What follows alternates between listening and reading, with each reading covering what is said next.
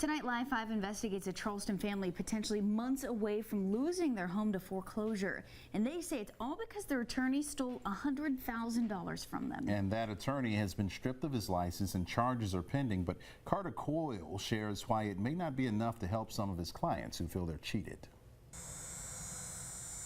It's a little slice of heaven on John's Island. William and Mary John Palmer say it's not huge. Put a lot of hard work into the house. We've got a beautiful yard. But it's theirs. You know, we've been here now for 13 years and we're raising our son here. We love it. It's our home. 3 years ago, they decided to refinance their home to save money on interest. South Carolina Federal Credit Union loaned them about $100,000 to pay off their original mortgage with Bank of America.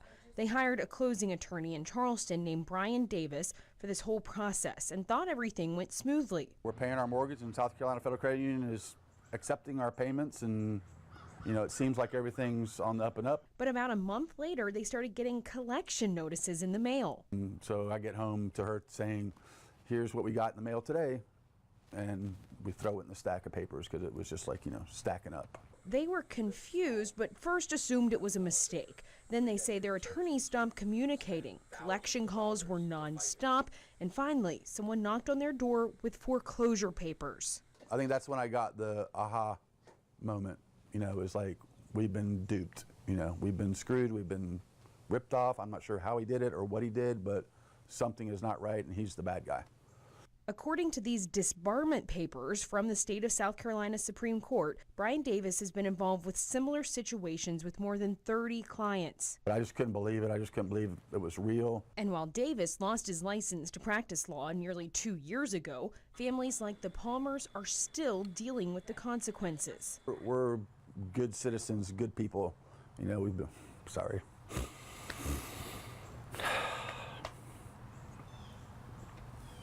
It's still really hard to wrap your head around. According to the disbarment paperwork, here's what happened. The credit union wired $100,000 to attorney Brian Davis. It was supposed to stay in a trust account and be used to pay off Bank of America, the Palmers' original mortgage. Well, the court says Davis kept claiming he sent the check, but didn't really. The balance of the trust account dropped below the amount necessary approximately 49 times. So the Palmers now owe 2 mortgages to 2 different banks, more than $100,000 each. It still is unbelievable. And this is, you know, we're still grasping. This is 3.5 years later.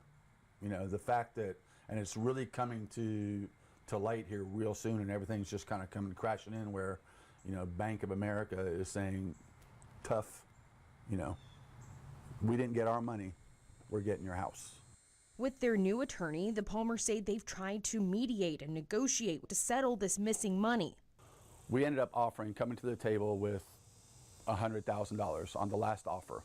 The attorney came back to the room and said their number is $168,000. And, you know, my attorney and us were just like, what do you mean? They've put on top of the original payoff, missed payments, late fees, and attorney costs. We're not a McMansion here. We're a 1,500 square foot 1970s ranch style house. You know, like, it's not going to kill you to give us a break.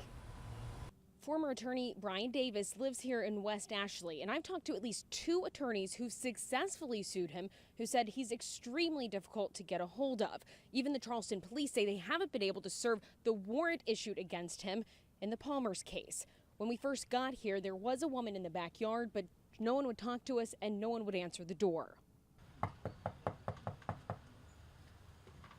How can this guy be out there walking around living while he's done this to this many people? I'm not saying it couldn't happen again, but that is definitely not the norm. Mark Weeks is a partner in a big real estate law firm here in Charleston. That is very, very uncommon. That is not the norm, I can tell you that. He says hiring the right closing attorney is really important when buying a home or refinancing.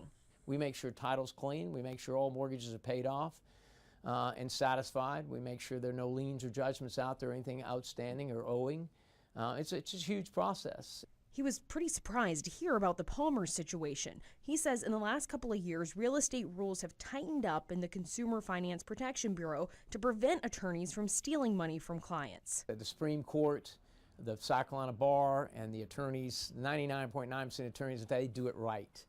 This is just one of those, it's unfortunate for this family and for these people that were hurt that you have one rogue lawyer out there that's caused, you know, this panic. What checks and balances are there for this not to happen to people? And the answer is jail, you know. However, that doesn't fix our problem. It appears we're on the Titanic and there's not a whole lot we can do. Such a sad story. The Palmers say everyone always asked them whether Brian Davis had insurance. They thought he did, but the court said basically he was fraudulently claiming to have title insurance. And the banks in this case said they can't discuss ongoing litigation, but both tell me they're trying to help and they hope that this is resolved. Lastly, with the Lowcountry housing market booming, it's essential to hire the right folks to help you. We're posting advice like that in this story online. The Lowcountry.